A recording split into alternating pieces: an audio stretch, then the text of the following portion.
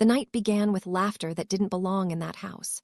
We were too old for hide and seek, 6 of us, all 20 or so, bored, half-drunk, and nostalgic enough to think playing a childhood game would be funny. Lily's family owned the farmhouse, a massive wooden relic that stood alone at the edge of endless cornfields in rural Ohio. It had been empty for years since her parents moved out. By sunset, the power flickered twice, once during dinner, once while Lily joked that the house didn't like visitors. The dining room still smelled like dust and furniture polish, and every corner had a layer of gray so fine it looked like smoke when you disturbed it. But when she brought out the candles, the place felt alive again, golden and almost warm. Almost. It was my idea to play the game. No lights, no phones, stay within the house. Old school rules, count to 20 and then start seeking. The others laughed, cheered, and scattered as I pressed my forehead to the cold plaster of the kitchen wall. The faint ticking of the grandfather clock echoed behind me. I started counting out loud, feeling the sound bounce off the cabinets and crawl up the staircase. 1, 2, 3. By the time I hit 15, the air had changed. The house no longer felt empty, it listened. I could swear I heard footsteps above, someone moving too slowly, as if dragging something heavy across the wooden floor. I assumed it was Lily. She always picked the upstairs closets. She was tiny enough to fold herself between hanging coats and boxes. When I reached 20, I whispered, "Ready or not?" The rest was swallowed by silence. The first few minutes were fun. I found Nate behind the piano, his breath loud and nervous. Then came Jordan, crouched under the dining table, laughing when I yanked the tablecloth off. We joked too loudly, as if daring the house to echo us. But when I reached the attic stairs, the laughter stopped. The door was slightly open, not much, just enough for a sliver of candlelight to slide through and vanish into darkness. "Lily," I called. Nothing. I placed my palm on the wooden railing. It was cold, colder than the rest of the house. A draft slipped down the stairwell like someone sighing. "Lily, if you're up there, I swear." Something moved above. Not a quick scurry, not a shuffle, a single, deliberate step, then silence. Every instinct told me to leave it alone, but I climbed. Each board creaked beneath my weight, groaning like the house itself resented me. At the top, moonlight poured through the small, circular attic window, catching particles of dust that floated like ash. "Lily," I tried again, quieter this time. A sound answered, soft, rhythmic tapping. Tap, tap, tap. It came from the farthest corner of the attic, behind the old wardrobe. The tapping stopped. "Okay, game, over," I said, trying to sound brave. "Come out, I found you." No response. I stepped forward, the floor sighing beneath me. The air smelled strange now, not dust or mold, but something like wet earth, like the scent of freshly turned soil. My candle flickered, throwing long, twitching shadows across the walls. Then I saw it, a pale outline crouched low behind the wardrobe. Small shoulders, long hair, bare feet pressed flat against the floorboards. "Lily," I exhaled, half laughing, "you scared the hell out of me." The figure didn't move. The candle flame stretched sideways, bending toward it, as if the air around her was pulling everything in. "Lily," I said again, my voice breaking. The figure shifted slightly, its head tilted too far, a slow, jerky motion as though its neck resisted, then it spoke. But it wasn't her voice. "Don't find me." The whisper was wet, almost gargled like someone speaking underwater. My throat locked. I stumbled back, dropping the candle. It hit the floor and rolled, spilling light across the boards, but the corner was empty now. No Lily, no shadow, nothing but the wardrobe, its door slightly open, and inside, a single footprint pressed into the dust. Bare, small, and facing outward, as if something had just stepped into the room. I ran downstairs, nearly tripping over the steps. The others were in the living room, their laughter dying when they saw my face. "Where's Lily?" Nate asked. I could barely breathe. She was upstairs," she said. Before I could finish, a soft tapping came from the ceiling above us. 3 knocks, slow, even. Tap, tap, tap. Then a voice, faint, girlish, and far too calm. Still hiding. When I first met Thomas, he was the kind of person you couldn't easily scare. He laughed through horror movies, told ghost stories with a grin, and always claimed he wanted something real. He worked at a hardware store near campus and talked about things in a dry, steady tone, like nothing could shake him. But one night after I told him about Lily and that attic whisper, his expression changed. Not disbelief, not pity, just a long silence. Then he said, "You know, I used to love hide and seek too, until I played it in my grandparents' house." I thought he was joking. He was. He was 12 the summer it happened. His grandparents owned an old colonial home near the edge of town, one of those creaking, uneven houses where every hallway seemed to bend slightly the wrong way. It had a narrow basement that smelled like rust and rain. The walls were stone, and the air felt damp even in the middle of July. That afternoon, heavy rain blurred the world outside. The cousins were bored, trapped indoors. Someone suggested hide and seek, and the idea stuck instantly. It was simple, harmless, nostalgic, until it was. Thomas remembered volunteering to hide first. He thought the basement was perfect. Nobody liked it down there. Even in daylight, the bulb barely lit the space. It buzzed with a weak yellow glow that left corners untouched. When he descended the stairs, the air cooled, thick with moisture. His sneakers squeaked faintly on the concrete. He moved past the old freezer and crouched behind a line of wooden crates stacked against the far wall. The crates smelled of old apples and something metallic. He pushed one slightly, enough to make space to crawl behind it. From upstairs came the muffled counting of his cousin Eli. 1, 2, 3. Thomas pressed his back against the wall and listened to the rain tapping above. It felt safe for a moment.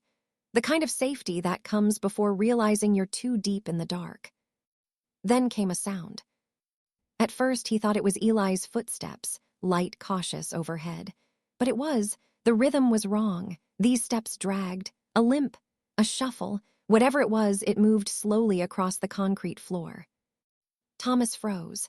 He hadn't heard the basement door open. He peered between the gaps in the crates. Something was standing just beyond the circle of the dim light bulb. Bare feet. Gray, dust-caked. The ankles were too thin.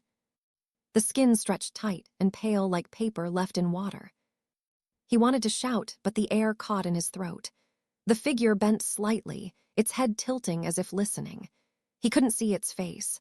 Only a length of wet, tangled hair hanging down and one arm long, narrow, ending in fingers that brushed the floor. Then it started humming, a low, tuneless sound, the same rhythm as the rain above. Thomas shut his eyes. He didn't move. The humming stopped, replaced by a soft scrape, as if something was dragging a palm across the floor, searching. The light flickered once. When it steadied, the figure was gone. He waited maybe 10 seconds, maybe a full minute before daring to breathe again. The footsteps had stopped. He listened, heart pounding in his ears, until his cousin's voice finally called from upstairs, "Ready or not." He stayed hidden anyway. Some instinct told him not to leave yet, not to move until he was sure. When he finally crawled out, the bulb flickered again, brighter, almost too bright for a split second. That's when he saw it. On the floor beside the crates was a handprint. Small, child-sized, but the fingers were far too long. He bolted up the stairs, so fast he scraped his knees. Eli and the others laughed when he burst into the kitchen, pale and trembling. "You hiding from ghosts or what?" one of them teased. Thomas didn't answer. He glanced toward the basement door. It was open just an inch.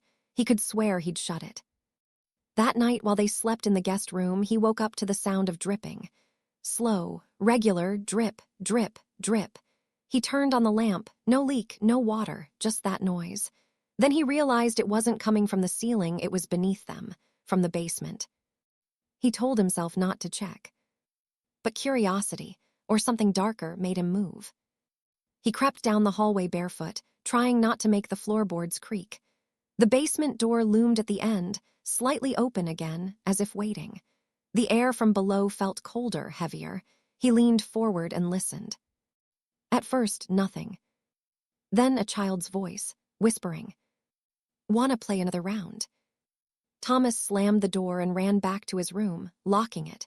He didn't sleep that night. The next morning, his grandmother asked why the basement light had been on all night.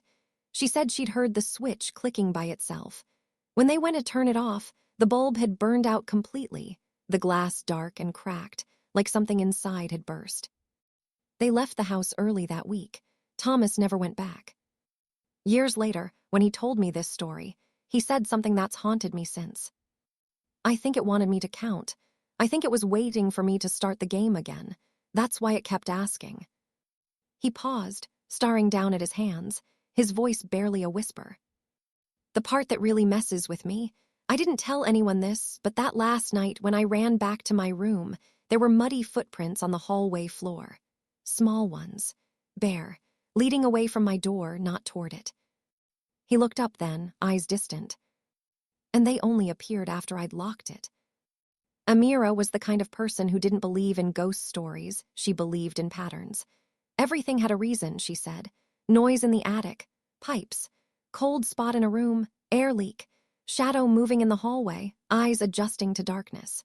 She was logical calm, the type who could babysit without flinching when a toy suddenly started talking by itself. But that changed after the mirror. She'd been babysitting for the Warrens, a quiet couple with 2 daughters, Sophie, age 6, and Emma, 9. It was supposed to be a simple Friday night job. Snacks, cartoons, bedtime by 9. The Warrens lived in a modern, pristine house at the end of a cul-de-sac. Everything about it felt freshly built, no creaking wood, no flickering lights, no reason for fear. Yet the moment Amira stepped inside, she said the air felt too still, like the house was waiting. By 8:30, the girls were finishing a movie when Sophie tugged on her sleeve. "Can we play hide and seek before bed?" she asked, eyes bright with excitement. Amira laughed. "Only one round, okay, then bedtime." The older sister groaned, but eventually agreed. They made simple rules: no going outside, no hiding in the basement, and stay upstairs. Amira counted in the hallway, leaning against the polished white wall, her voice echoing slightly. 1, 2, 3. The house was too quiet. Even her own voice felt muted, like the walls were absorbing the sound. At 20, she began searching. The first room, Emma's, was easy. The lump under the blanket gave her away. They laughed, and Emma whispered, "Sophie's probably in her favorite spot." Amira smiled. "And where, that?" Emma pointed down the hall. "The mirror closet." The words meant nothing to Amira at first. "The what?" "The one at the end, the big wardrobe with the mirrors." When she reached the door, she understood what Emma meant. The wardrobe stood nearly 7 feet tall, with double doors framed in antique glass. Its mirrors were slightly warped, bending reflections into thin, distorted shapes. The house was modern, but this piece didn't belong. Too old, too heavy, too quiet. The left door was open just a sliver. Inside, darkness pooled like liquid ink. "Sophie," Amira whispered, crouching slightly, "I found you." No response. She pulled the door wider. Her reflection stretched across the mirror, candlelight from the hallway flickering behind her. For a moment, she saw only herself, until something in the reflection moved. A second pair of small feet, behind her reflection, standing where there should have been only air. Amira turned sharply. Nothing. The hallway was empty. She looked back at the mirror, the feet were gone. She exhaled shakily. "Okay, nice trick, Sophie, you're good." Then, faintly, from inside the closet came a whisper. "Not Sophie." The sound was childlike, but wrong, too breathy, the syllables stretched. Amira froze, every hair on her arms lifted. She leaned forward slightly, her voice barely audible. "Who's in there?" Silence, then softly a giggle. She grabbed the door handle and swung it open. Inside stood Sophie, facing the mirror. Her eyes were wide, unfocused, her hands at her sides. Her reflection, however, wasn't copying her. The reflection smiled. Amira's stomach dropped. The air around her felt suddenly heavier, colder. She whispered, "Sophie, honey, step back." The reflection didn't. It tilted its head, too slowly, too far, until the neck looked wrong, strained. Then the mirrored Sophie raised her hand, palm pressed against the glass. Sophie, the real one, began to tremble. Her lips parted. "Don't look at her too long," she whispered. Amira's throat tightened. "Why not?" "She gets out if you do." The reflection's mouth moved too, but the words didn't match. The smile widened, unnatural. The lips stretching until they split slightly at the corners. A faint crack formed across the glass, small at first, then spreading like a web. Amira grabbed Sophie's arm and pulled her back. The crack grew louder, branching across the mirrored surface, forming a pattern like veins under skin. For a split second, Amira swore she saw something behind the reflection, not a person, but a shape, pressed against the inside of the glass. Fingers, faces, too many. Then the light flickered. When it steadied, the mirror was whole again. No crack, no smiling reflection, just their pale faces and the faint reflection of the hallway behind them. Amira slammed the wardrobe doors shut and dragged a blanket over it. "No more hide and seek," she said firmly, her voice shaking. That night, after the girls were asleep, she sat in the living room scrolling through her phone, trying to calm herself. Every sound in the house, the hum of the refrigerator, the creak of the air vent, made her flinch. At 11:47, she heard soft footsteps above her. Then, faintly, the mirrored creak of the wardrobe door. She ran upstairs. The bedroom door was open. Both girls were asleep, peaceful, untouched. But the blanket she'd placed over the wardrobe had fallen. The door was open again. In the mirror, she saw herself pale, wide-eyed, terrified. Then her reflection blinked after she did. She stumbled backward, slamming into the wall. Her phone slipped from her hand, clattering to the floor. The light flickered again, once, twice, before the entire house plunged into darkness. In that dark, she heard a faint whisper, close, right behind her ear. "Now it's your turn." When the Warrens returned the next morning, they found Amira asleep on the couch, her phone battery dead, the wardrobe draped in a white bedsheet. She never babysat for them again. A week later, the family moved out, no explanation. But here's the part that makes my skin crawl. Months after they'd left, the new homeowners posted photos online of their renovation progress. In the background of one image, a wide shot of the upstairs hallway, you can see the wardrobe, still in place. Both doors are closed. But on the mirrored surface, faint and cloudy like a breath mark, are two handprints pressed against the inside of the glass. When I was 12, we lived in a small cul-de-sac on the edge of town, the kind where every house looked the same, except ours. Ours backed onto a patch of woods that the neighborhood kids called the Green Veil. It wasn't a forest, really, just a tangled mess of trees, overgrown brush, and the skeleton of an abandoned house that leaned like it was tired of standing. We weren't supposed to go near it. Everyone said the ground there was unstable, and some parts had already caved in. But that didn't stop us. It was late August, the air sticky, the kind that clung to your skin and made everything feel too close. My best friend, Miles, had this idea to play hide and seek in the woods at night. He said it'd be the ultimate version. No flashlights, no phones, just the moon and the rules. The first one to find everyone else would be the keeper. We didn't know what that meant, he just made it up, but it sounded important. There were 5 of us, me, Miles, Jenna, and the twins, Eric and Ella. We all met at the clearing right before dusk. The trees stood like dark walls, and somewhere in the distance, the cicadas screamed. "Rules are simple," Miles said, grinning.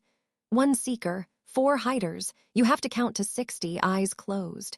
If you find someone, you whisper their name, no shouting. If you shout, you're out. It sounded dumb, but I was 12. Everything dumb sounded like a challenge. I was the first seeker. I pressed my palms over my eyes and counted out loud, the sound of my voice echoing oddly in the quiet. 57, 58, 59, 60. I opened my eyes. The woods swallowed the last of the sunlight. I could barely see beyond a few feet, and the shadows looked alive. I started walking, brushing past branches that clawed at my shirt. Somewhere to my right, I heard a muffled laugh. Jenna's. I crept toward it, heart thumping, until I spotted a flash of her red hoodie behind a fallen log. "Jenna," I whispered. She didn't move. Jenna, I said again, louder.